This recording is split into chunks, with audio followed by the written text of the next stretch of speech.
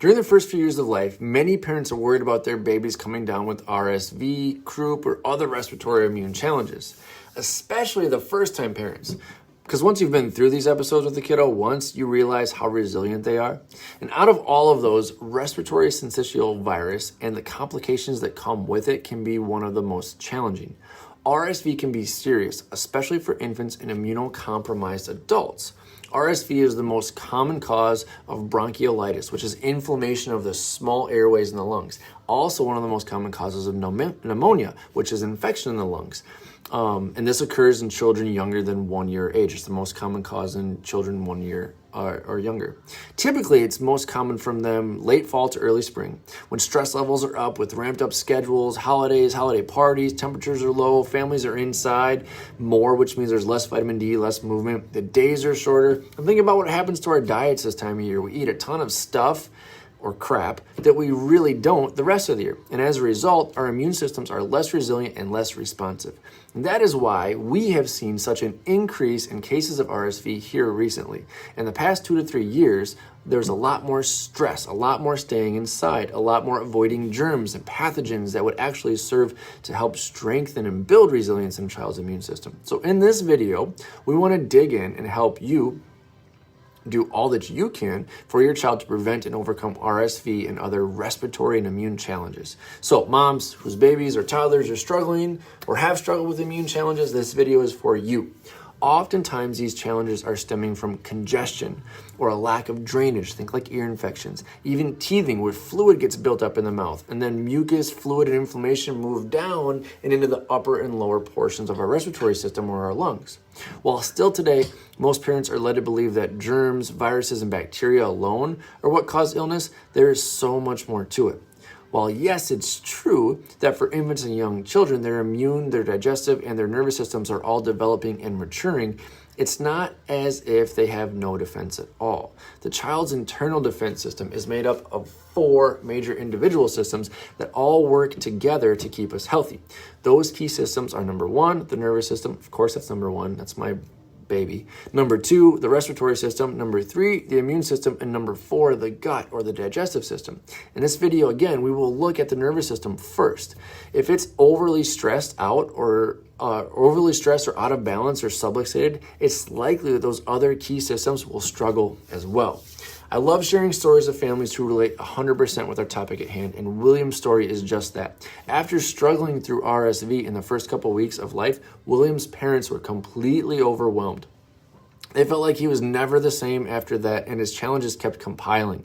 Sleeping struggles, silent reflux, extreme discomfort.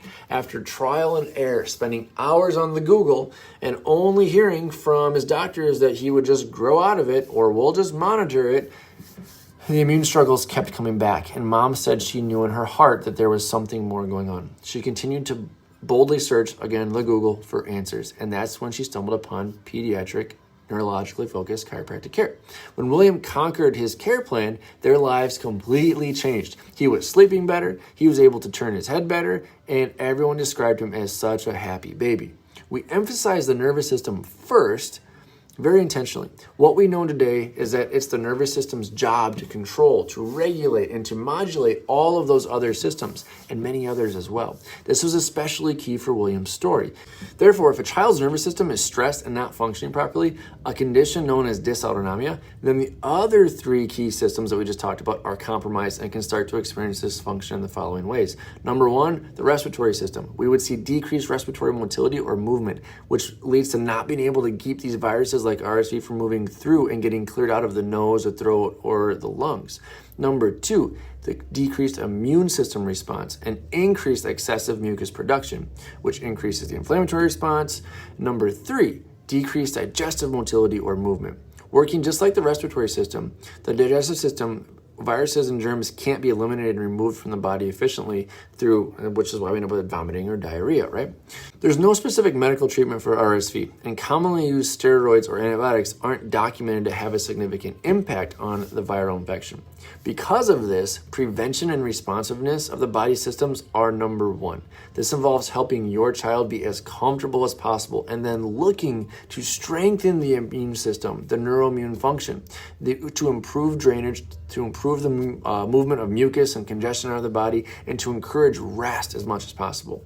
Doing so could look like the following things: using a nasal saline or a gentle suctioning, using a cool mist humidifier, encouraging additional rest and sleep, which I get it, for kiddos it's sometimes hard, encouraging frequent feedings and fluids, staying hydrated is number one again, adding in healthy foods and adding in immune boosting, pathogen fighting vitamins, supplements, herbs, essential oils. We call that nature's medicine cabinet. Another one, getting your child under chiropractic care or adding a boost adjustment if they already are under chiropractic care.